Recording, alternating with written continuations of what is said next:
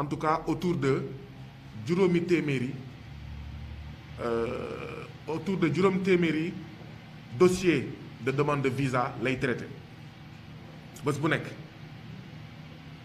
bu ñu jàppoon ne 500 demandes de visa le société boobu di traité bés bu nekk xool leen rek bu fekkee 500 yëpp visa court séjour la ñuy déposé maanaam 40 000 francs nga multiplier ko par 500 dossiers xam ngeen ne loolu en fait xaalis bu bëri la nga jàpp ne c'est du mois de mai au mois d'août xaalis boobu yëpp nag liggéeykat yi di ko liggéey employés yi di ko liggéey bruit bi ça vous dérange pas waaw mun ngeen tëj bunt bi bon il fait déjà frais hein et puis xam nga amuñu fond politique nga naan métal clim yow itam yaa ko tey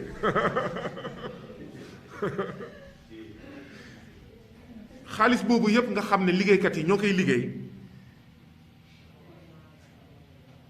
feeñul ci liggéeykat yi ndaxte comme ni ma leen ko waxee heure supplémentaire dinañ xool ba duñ la ko fay congé dinañ xool ba au lieu de 24 jours ouvrables ngay def ay ñaar fukki fan wala sax yenn saa yi fukki fan ak juróom-ñett wax naa leen nag assurance bi nu muy demee fexe nañ daal lay nañ daal ba pap yaay ñaari doom la ñuy jël en charge waaw mais li ci gën a doy waar moo di ne bi VFS di commencé ay yëngu-yënguwam fii ci Sénégal liggéeykat yi mu njëkk signal seen salaire bu njëkk seen salaire de base 250 000 la woon waaye liggéeykat ya ca topp mu commencé di leen di fay salaire de base 150 000 kon VFS di gën di am xaalis liggéeykat yi di gën di ndóol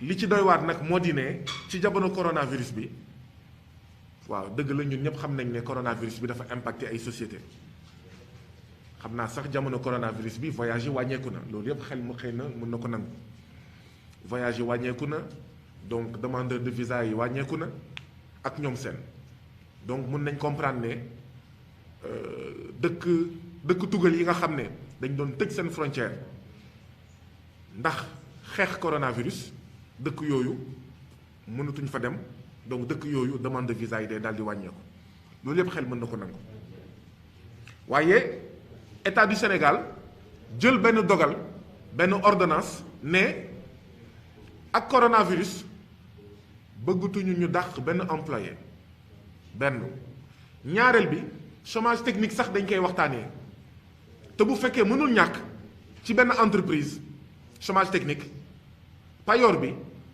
mënul gën a tuuti téeméer boo jël ci payoor bi juróom-ñaar fukk maanaam 70% du salaire bi coronavirus amee VFS ne mbas mi dafa impacté yëngu-yënguwam mu ne kon day def chômage technique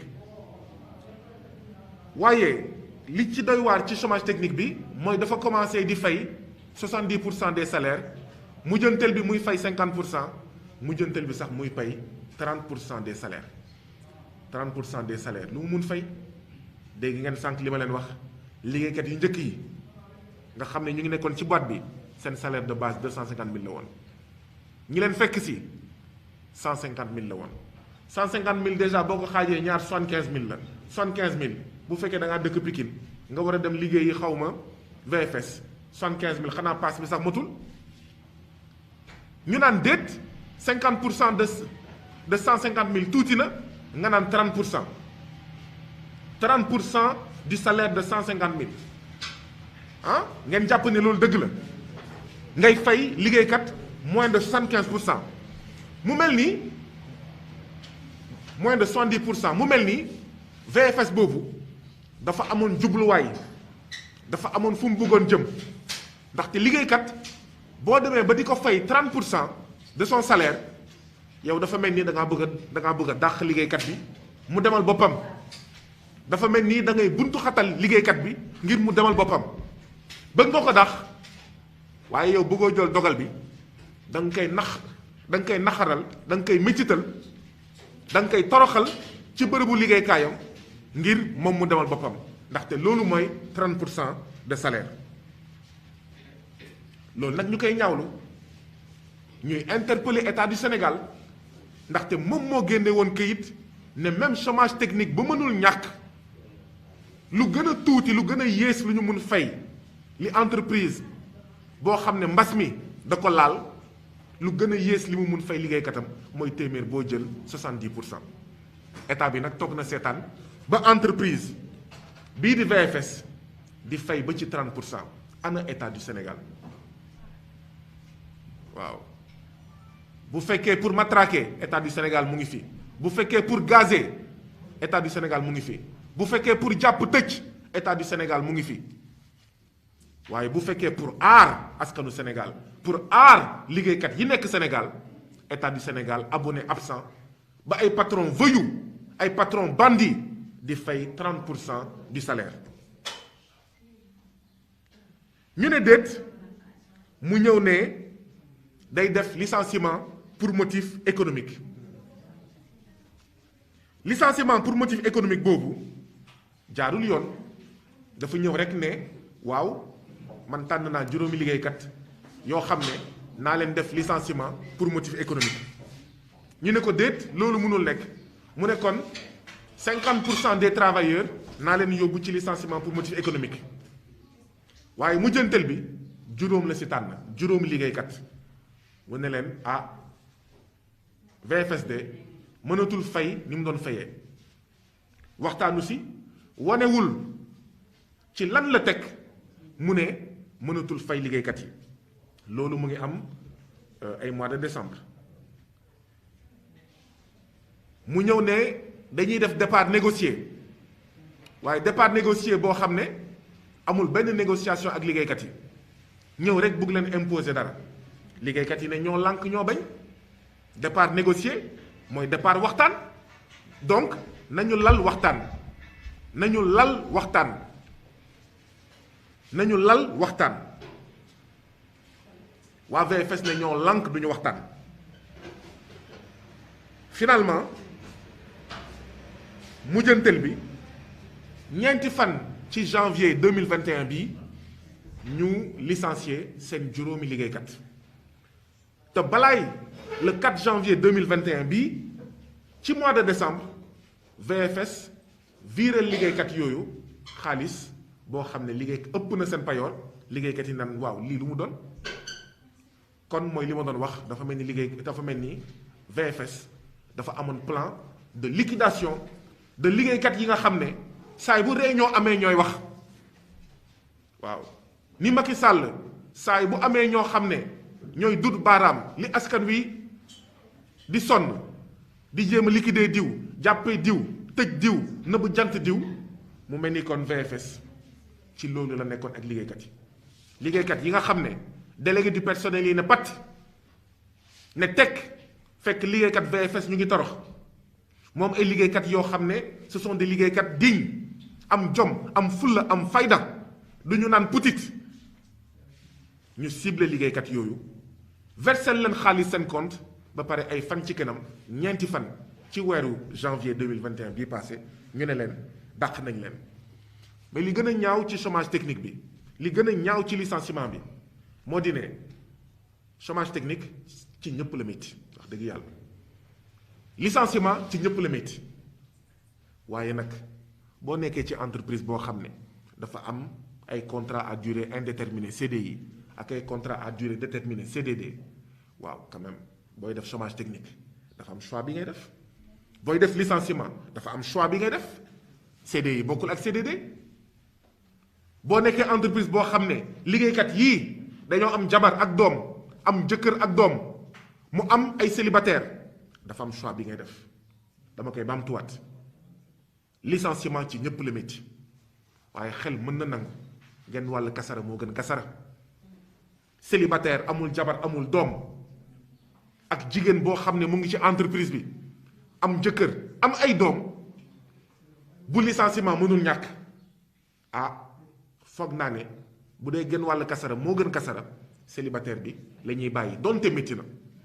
VFS deful loolu ñi mu dàq ñépp juróomi liggéeykat yépp ay CDI la ñoom ñépp ay père ak mère de famille lañu fekk ne amoon na ay célibataire foofu fekk ne amoon na ay CDD foofu fekk ne amoon na sax ay CDD yoo xam ne lu leen dese pour mu jeex bariwul naka ngay licencier CDI bàyyi CDD boo xam ne lu ko fa dese bariwul. donc mu mel ni kon règlement de compte boobu ma doon wax plan de liquidation boobu ma doon wax bu fekkoon c'était un plan rampant plan bi nag 4 janvier plan bi taxaw na temm wane boppam mais li ci gën a ñaaw ci licenciement bi xam ngeen mooy lan li ma wax ni yëpp ñaaw na mais ci juróom yi nga xam ne dàq nañ leen amoon na benn jigéen bu ëmb. ñi xam code du travail xam nañ ne kenn du licencier jigéen bu ëmb le 4 janvier 2021 VFS ci juróomi liggéeykat yi mu dàq ñoom ñépp mu dàq leen ci anam bi ma wane te mu ñaaw dëppoowul ak yoon amoon na jigéen bu ëmb. mbokk yi bu ñu seetaanee ci Sénégal ñuy toroxal liggéeykat ñu naan déet ñuy salfaañee sañ-sañu liggéeykat ñu naan déet waaye ñuy salfaañe liggéeykat yu jigéen yi jamono yi nga xam ne dañoo ëmb mbokk yi suñu Sénégal bi day yàqu te lii waruñu ko seetaan waruñu seetaan liggéeykat yi ñu leen di toroxal te mu am ministre du travail fii ci Sénégal wax ji mooy ana ministre du travail dafa mel ni fii Sénégal ministre du chômage moo fi am ministre des arriérés de salaire moo fi am ministre des licenciements arbitraires ak injustes moo fi am. ndaxte licenciement bii licenciement arbitraire la jaarul yoon jaay doole la licenciement liquidation la licenciement pour dàq ñoo xam ne ci biir entreprise bi waaw dañ doon wax te yàlla tax dañ doon wax te njëriñu liggéeykat yi tax donc ñu dàq si benn jigéen boo xam ne dafa ëmboon te entreprise bi xamoon na ne liggéeykat boobu dafa ëmboon mbokk yi tey la 30 mars waaw ñu ngi ci njeextelu weeru mars waaw xëy na 365 jours yépp dama jàpp ne ñetti téeméeri fan yépp ay fanu jigéen lañu waaye weeru mars moo gënati fort encore xam ngeen ne waruñu toroxal jigéen waaw waruñu sax toroxal góor waaye bu tànn di am man jàpp naa ne nañu toroxal góor bàyyi jigéen bu tànn di am damay naan xëy na nañu toroxal jigéen te bàyyi jigéen bu ëmb lii ñaaw na lii du dëgg du yoon te waruñu ko seetaan ndaxte lii bu amee ça veut dire que xëy na mu ngi am feneen xëy na amoon na feneen ñuy licencier ay jigéen yoo xam ne dañoo ëmb ñaanu ma ko yàlla sama xarit Adja mu ngi fi ak sama yeneen xarit yi yoo xam ne xëy na masque bi tax na xàmmee ma leen waruñu seetaan lii ndaxte lii raam ñuy toog di ko seetaan fu mu jëm baaxul ana inspection du travail inspection du travail dafa mel ni amatul ci réew mi inspection des patrons voyous la inspection pour les patrons bandits la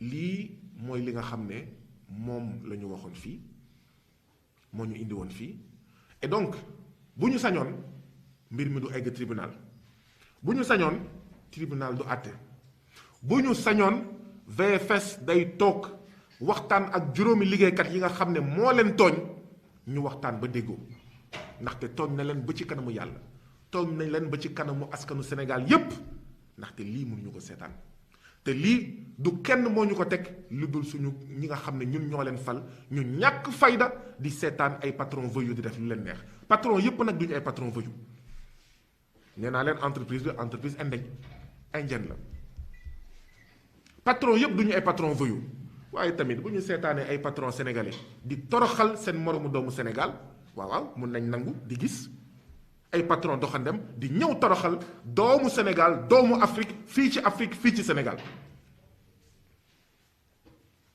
waaw parce que ñun waa FRAPP nag mu suñu wax ne dëmm tubaab la dañoo ne dëmm nooteel la mu suñu wax ne dëmm français la dañoo ne dëmm mu ngi sant nooteel te nooteel nag am na ay patron nit yu ñuul ni ñun sant Sagna Diallo Tall waaw ak ñoom seen ni ñun ay patron yu sant ni ñun ñuul kukk ni ñun di toroxal ñi nga xam ne ñoom la ñu bokkal réew mi ñoom la ñu bokkal maanaam continent yi donc bu mu jaaxal kenn bu fekkee patron yu weex tàll wala yu xonk cur fii la ñuy ñëw di ñu toroxal et donc nooteel la amul dafa weex dañ koy dénoncer mu ñuul ñu ne pat donc ñu ngi interpeller président de la République Macky Sall ñu ngi interpeller gouvernement wa di interpeller ki nga xam ne moom mooy ministre du travail mënatuñu nangu ñuy licencier ay femmes enceintes ay femmes yu ëmb ay femmes ay jigéen yu wan na lor mënatuñ ko seetaan mënatuñu nangu ñuy licencier comme ça ay travailleurs VFS nag comme ni ma ko waxee waaw bëgg nañ waxtaan ak moom ñu ngi ñaan mu toog ak juróomi liggéeykatam woowu juróomi ex-travailleurs am yi ñu waxtaan ak ñoom ba trouver ay terrain d'entente ñun nag waa FRAPP waxuñu lii mooy saafara bi lii du saafara bi liggéeykat yi lu ñu d'accord ak VFS ñun d'accord nañ ci ak VFS waaw liggéeykat yi mu dàq li ñu d'accord ak VFS ñun ànd nañ ci ak ñoom waaye lu liggéeykat yi nanguwul ñun duñ ci d'accord comme ni ma ko waxee VFS moo tooñ VFS na xool nu mu koy réglé bu ko réglé wul nag ñun dinañ xoolaat ni ñuy def ndaxte nag ñun Afrique ñun Sénégal ñu ngi commencé ñàkk fayda déjà visa yi ñu ñuy fayloo du dëgg du yoon waaw ñoom fu leen neex ñu bàyyeekoo ñëw Afrique ñëw Sénégal du ñu fay visa ñun pour dem ci ñoom ñu war a fay visa ndaxte nag bu ñu waxee VFS wax ambassade réew yi nga xam ne ñoo ñuy fayloo visa pour dugg seen biir réew te ñenn ci ñoom rawatina waa tugal bu ñuy ñëw ci ñun du ñu fay visa benn ñu ñuy fayloo visa ndax ñàkk fayda bi bu suñu autorités yi ñàkk fayda ñaar ñu naan déet ñu ñuy fayloo visa di noot suñu ay liggéeykat di noot suñu ay mbokk africain di noot suñu ay mbokk sénégalais di noot ay jigéen rawatina ay jigéen yu ëmb loolu kilifa yi nañ ko régler ci nii wala ci ñaar VFS na waxtaan ak liggéeykat yi rapidement sinon dinañu xool naka la ñuy waxtaanee benn ak liggéeykat yi ñaar naka la ñuy defee une campagne bu dul rek campagne nationale waaw bañu ñësi ba si saisir BIT di interpeller nag les syndicats et les centrales syndicales ndaxte kat syndicat tum ranke na ci Sénégal centrale syndicale tum ranke na ci Sénégal waaw ni ministre du travail tum ranke mel ni amul ni inspection du travail tum ranke mel ni amul wa ilaa mu mel ni dañoo ànd ak borom doole yi patron yi noonu la syndicat tum ranke jamono ji Sénégal noonu la centrale syndicale tum ranke jamono ji Sénégal donc nañu gaaw a régler jafe-jafe bi ñaareel bi ak waa ak juróomi liggéeykat yi VFS na waxtaan ak ñoom ci lu mu gën a gaawee négociation yi mu bañoon jamono ji nga xam ne ñu nga fa woon na négociation yi commencé ndaxte comme ni ñu koy waxee un mauvais arrangement vaut mieux qu'un bon procès ñun nag bañu ñu waxtaan waaye nag li ngeen ñu def métti na yéen waa VFS métti na ñu ba ci kanamu yàlla te bu VFS nekkee entreprise indienne ay indien war nañ fàttaliku Bandung indiens yi war nañ fàttaliku Bandung africains yi war nañ fàttaliku Bandung maanaam africain warul mës a def lu ñaaw indien warul mës a def lu ñaaw ay pays du sud waaw ndaxte lu ñu boole lu yàgg la waaye tamit indien warul def lu ñaaw africain waaw boo fàttalikuwee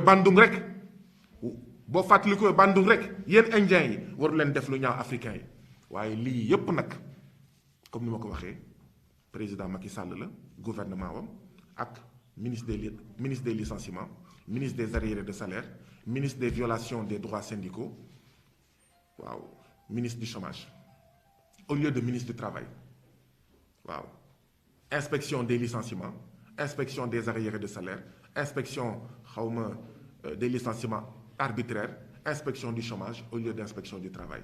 Lii moo fi am Sénégal.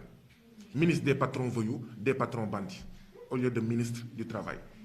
Inspection des patrons voyous, inspection des patrons bandits au lieu d'inspection du travail. Lii moo fi am Sénégal. Donc mbokk yi lii moo ñu fi indi woon te lii dal waa VFS mu ngi dal yeneen ak yeneen entreprise. GCO entreprise bi nga xam ne moom mooy def zircon fële ca Diogo dégg ngeen ay licenciement am. Brioche Dorée dégg ngeen ay liggéeykatam am nañ fa jafe-jafe. ABS dégg ngeen jafe-jafe yi liggéeykat yi am. Excelec Sigelec dégg ngeen jafe-jafe yi nga xam ne moo am fii.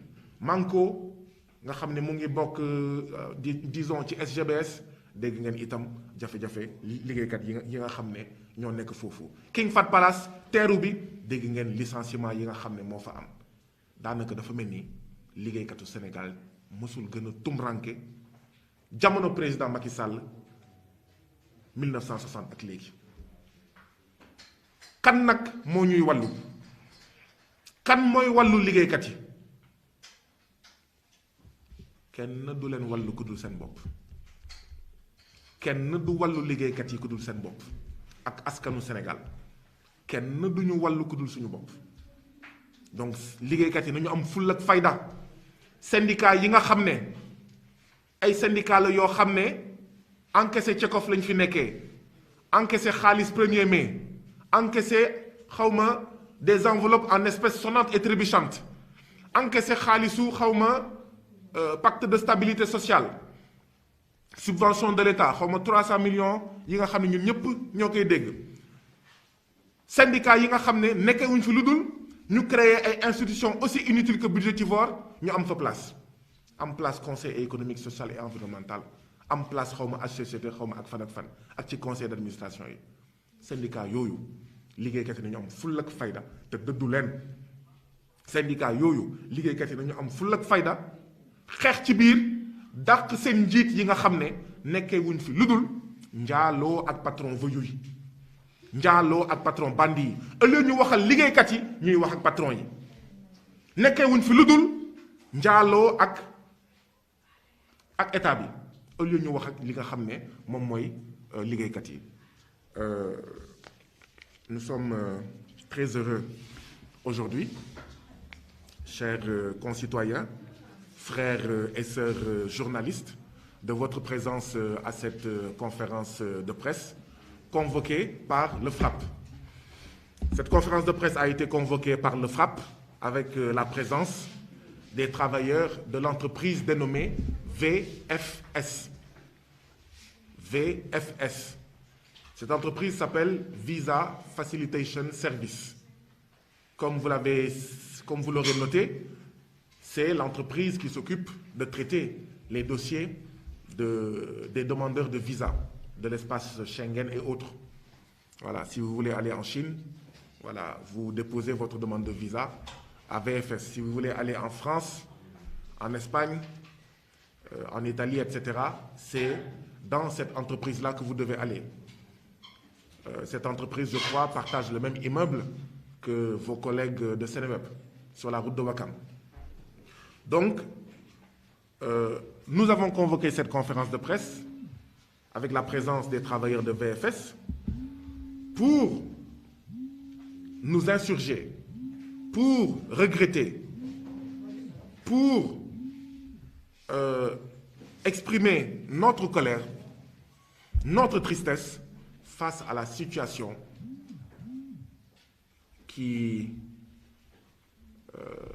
que l'on note dans cette entreprise. VFS, Visa Facilitation Service, voilà comment s'appelle cette entreprise. Mais nous, membres du FRAPP, nous nous posons la question de savoir, est-ce que ce ne serait pas plutôt Vol Facilitation Service? Parce que dans cette entreprise-là, cette entreprise, qui est une entreprise indienne, vole les travailleurs, vole ses travailleurs. Sur quoi nous fondons-nous pour dire que cette entreprise vole ses travailleurs? C'est qu'il est très rare que les travailleurs effectuent 24 jours complets de congé, 24 jours ouvrables de congé. C'est très rare. Cette entreprise se débrouille pour faire des micmacs, pour invoquer des prétextes fallacieux, afin que ces travailleurs ne fassent que 20, 19, 18 et tutti quanti jours de congé. Donc c'est une entreprise qui vole les congés de ses travailleurs. C'est une entreprise aussi qui vole les heures supplémentaires de ses travailleurs. Elle utilise plusieurs prétextes, les uns plus faux que les autres, afin de ne pas payer ou de payer très peu d'heures supplémentaires. Chaque mois, les travailleurs ont droit à des bonus ou primes mensuelles, réservés aux employés, mais la direction s'arrange pour en accaparer une partie et donner l'autre partie aux employés. Enfin, dans cette entreprise qu'est VFS, eh bien, les assurances ne couvrent que l'employé, son conjoint ou sa conjointe, ainsi que 2 enfants. Mais nous voulons dire aux propriétaires de VFS qu'ici, ce n'est pas Paris, qu'ici, ce n'est pas Barcelone. Ici, c'est l'Afrique, ici, c'est le Sénégal. Et ici, ce n'est pas Papiaï d'homme. Si vous avez donc plus de 2 enfants, vous en avez 3, 4 ou 5, vos autres enfants ne sont pas pris en charge par l'assurance. Mais si VFS ne veut pas prendre en charge plus de 2 enfants de ses employés, mais VFS n'a qu'à aller s'installer en France, n'a qu'à aller s'installer dans un pays qui fait la politique de l'enfant unique, n'a qu'à aller s'installer au palais français, comme Macron dit que les femmes africaines font trop d'enfants. Nous dénonçons cela. Nous exigeons que les assurances dans VFS puissent couvrir tous les enfants des travailleurs. Mais VFS ne fait pas que voler ses travailleurs, mais VFS vole les demandeurs de visa en complicité avec les différentes ambassades pour lesquelles VFS travaille. Avant VFS, quand vous alliez dans une ambassade, pour un visa court séjour, vous payez 40 000 francs. Pour un visa long séjour, vous payez 65 000 francs. C'est déjà scandaleux. C'est déjà scandaleux parce que pour certains de ces pays, quand ils entrent en Afrique, quand ils entrent au Sénégal, ils ne payent pas de visa. Mais comme nous avons des élus qui pensent plus au dessert dont parlait le président Macky Sall que la France aurait donné aux tirailleurs sénégalais, plutôt que défendre la dignité, la fierté africaine, eh bien, nous sommes dans une situation où nous sommes obligés de payer pour entrer en France, payer le visa pour entrer en Espagne ou en Italie, alors que les concitoyens de ces pays-là ne payent pas pour entrer au Sénégal, au Mali, en Mauritanie, en Guinée, etc. Mais le drame, c'est qu'avec l'arrivée de VFS, en plus des 40 000 et 65 000 francs que vous payez avant à l'ambassade pour votre visa, eh bien, il faut payer 18 500 par demandeur de visa pour les frais de VFS, 13 400 francs en plus si vous voulez déposer, si vous voulez que votre dossier soit mieux traité et donc que ça passe, soit rapidement traité et que donc ça passe par la salle premium. Et vous devez payer également le SMS de 650 francs, un SMS de 650 francs. Le SMS de 650 francs qui vous dit que le service, le job a été fait. Et parfois, ce SMS-là, vous le recevez même très en retard. Un SMS de 650 francs. Pour vous montrer la manne financière qui passe par cette VFS, entre le mois de mai et le mois d'août, qui est la période pleine, c'est pas moins de 500 dossiers par jour qui sont traités. En moyenne, 500 dossiers par jour. Multipliez 500 dossiers par jour, du mois de mai au mois d'août, par disons 40 000 francs, de 40 000 francs, si par exemple les 500 dossiers sont tous des visas court séjour, vous ajoutez à ces 40 000 francs 18 500 francs. Vous voyez la manne financière que cela fait. Vous y ajoutez 650 francs de SMS. Et j'y reviendrai. Malheureusement, cette manne financière que les ambassades, particulièrement européennes, mais pas seulement européennes, se font sur le dos des populations africaines à travers ce système de visa payant qui heurte notre dignité, qui heurte notre conscience africaine, qui heurte notre fierté africaine, cette manne-là ne se voit pas, n'est pas partagée par les travailleurs. Les premiers travailleurs qui étaient là à l'ouverture de VFS recevaient un salaire de base de 250 000 francs. Les autres travailleurs, on leur a fait, ceux qui sont venus après, on leur a fait des salaires de base de 150 000 francs. C'est tout simplement scandaleux. C'est tout simplement inacceptable. Alors, pendant le coronavirus,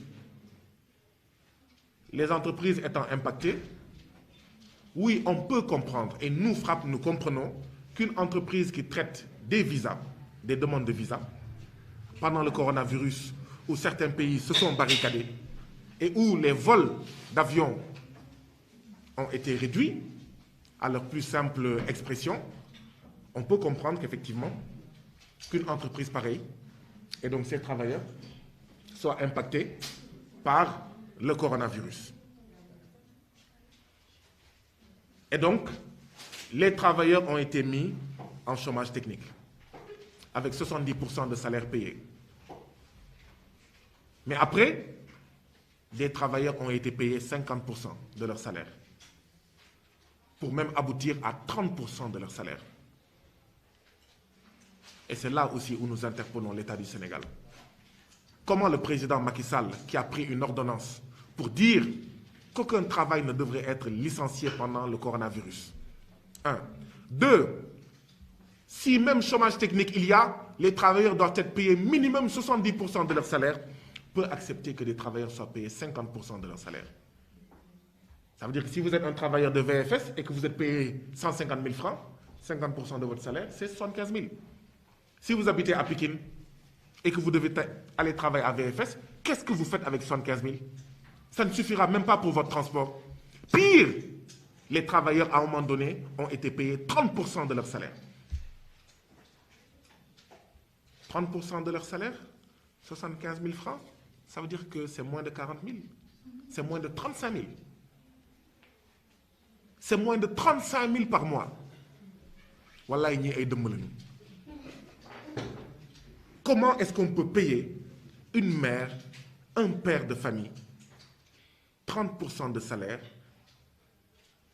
donc moins de 35 000 francs de salaire par mois, si vous habitez Keur Massar, si vous habitez Bambilor, même si vous habitez dans le département de Dakar, même si vous habitez dans le département de Dakar, c'est tout simplement scandaleux.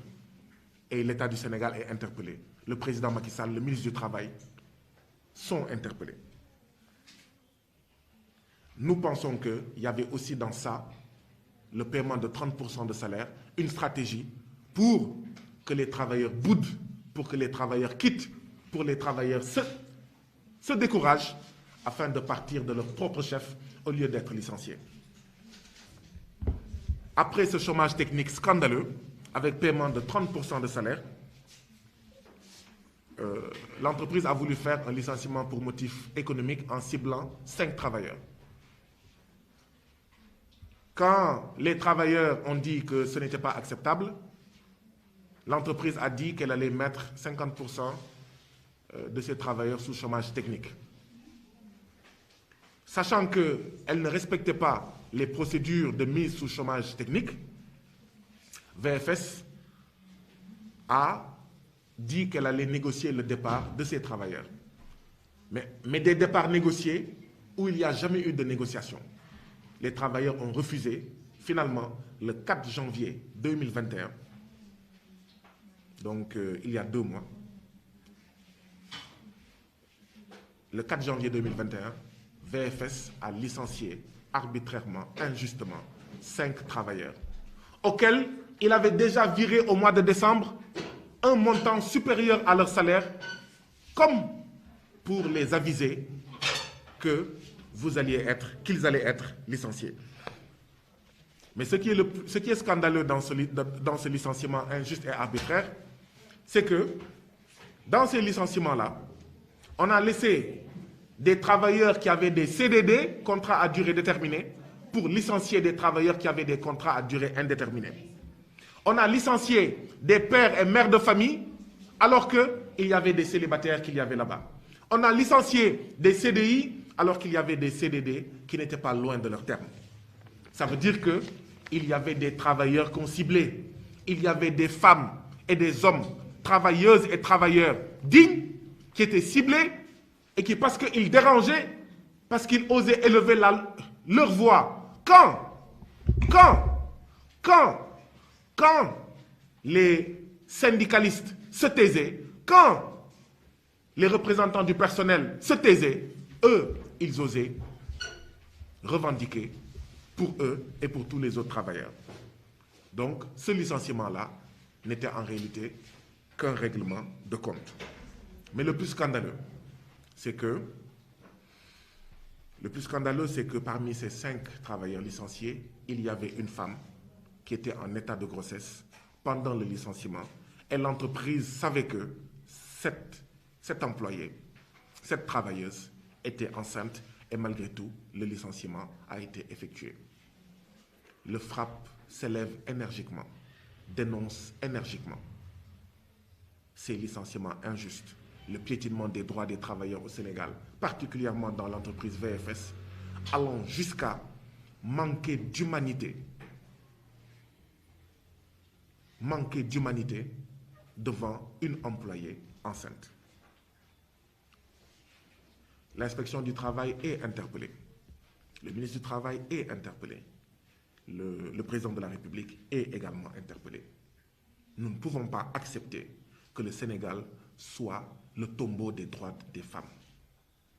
En général, nous ne pouvons pas accepter que le Sénégal soit le tombeau des femmes travailleuses en particulier. Ce pays-là, il sera développé par les hommes et les femmes.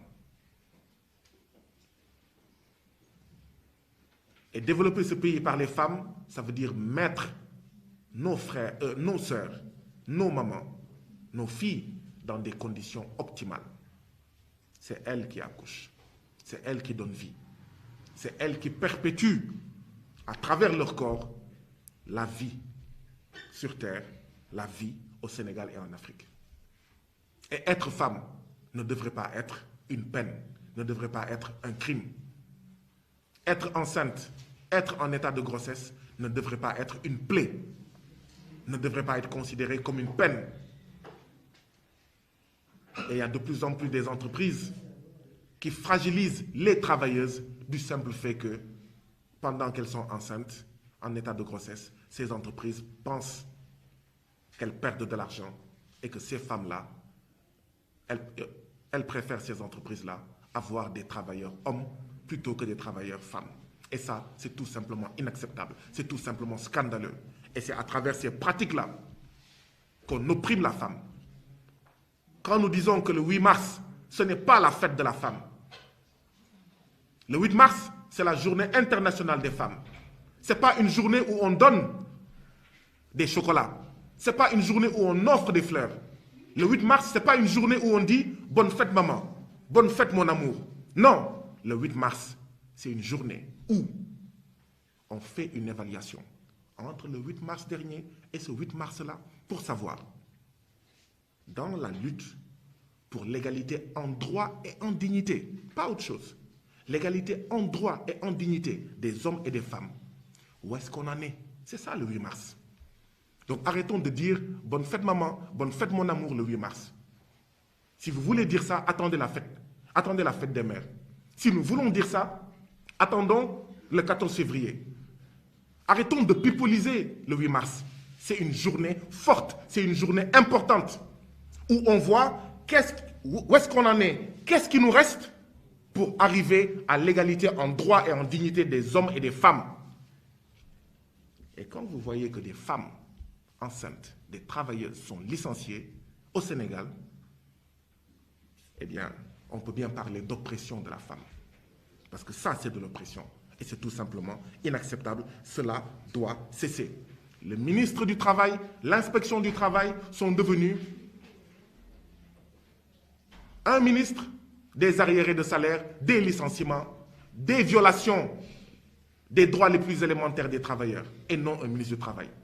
Ils sont devenus ministres et inspections au service des patrons voyous, des patrons bandits qui violent allègrement et au quotidien les droits des travailleurs. Ça ne peut plus durer. Ça ne peut plus durer. Ça ne peut plus durer. Et donc, nous disons à VFS que nous n'excluons pas des discussions. Nous frappons, nous encourageons VFS à prendre contact avec ces travailleurs licenciés, arbitrairement, injustement, pour trouver un accord. Si les travailleurs sont d'accord avec cet accord, nous, frappons, nous serons d'accord avec cet accord. Si les travailleurs ne sont pas d'accord avec cet accord, eh bien, nous ne serons pas d'accord avec cet accord. VFS a eu tort. Pour qui se prend VFS? Pour dire que ces travailleurs ne doivent avoir que 2 enfants. Parce que leur accorder une assurance qui ne prend en charge que 2 enfants, c'est leur dire, mais n'ayez pas plus de 2 enfants. Et donc, on ne réduit pas seulement la population africaine par des propos racistes, aussi racistes et scandaleux que ceux de Macron qui juge que la femme africaine fait trop d'enfants. C'est une manière de tenter de réduire la maternité des femmes africaines, mais il y a aussi d'autres moyens. On ne les remarque pas. Quand on dit l'assurance ne prend en charge que 2 enfants, on ne s'en rend pas compte. C'est à travers ces politiques, de manière insidieuse. Nous, on n'en est même pas conscient, ou en fait, on pousse nos populations, on exige d'elles qu'elles aient 2 enfants. C'est violent, c'est tout simplement inacceptable. Le nombre d'enfants que les femmes africaines doivent avoir, c'est aux femmes africaines de le décider. Et non une entreprise indienne qui travaille au Sénégal.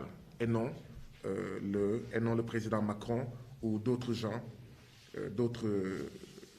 gens de cette race. VFS n'a qu'à négocier avec les travailleurs et trouver un accord.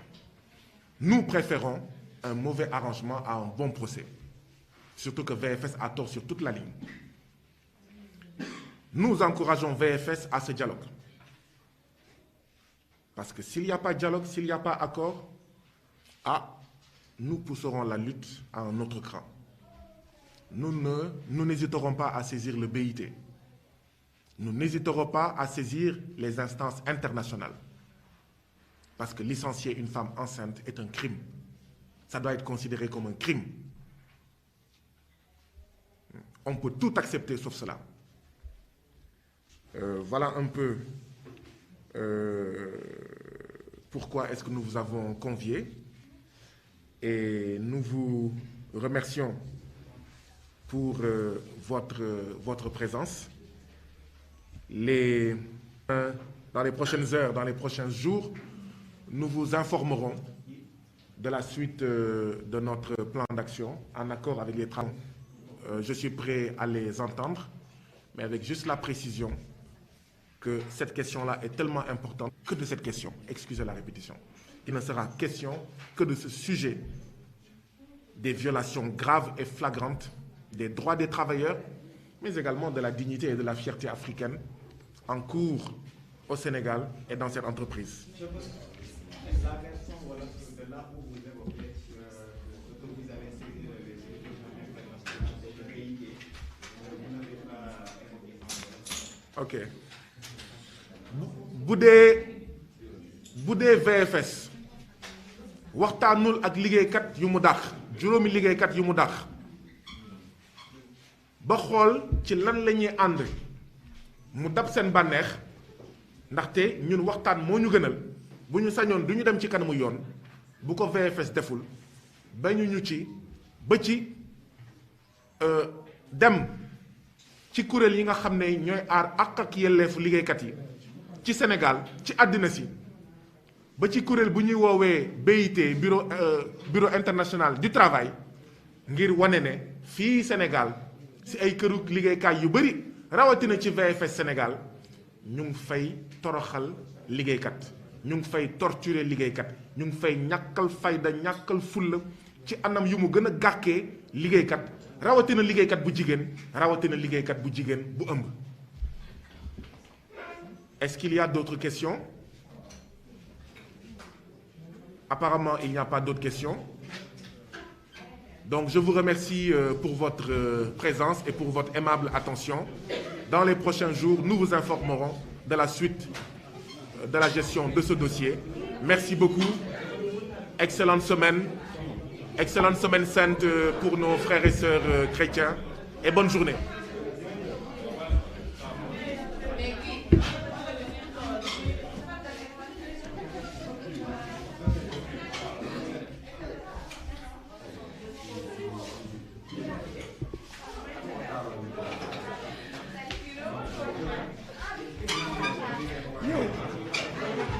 yow waroo ma def lii waaye naa fayu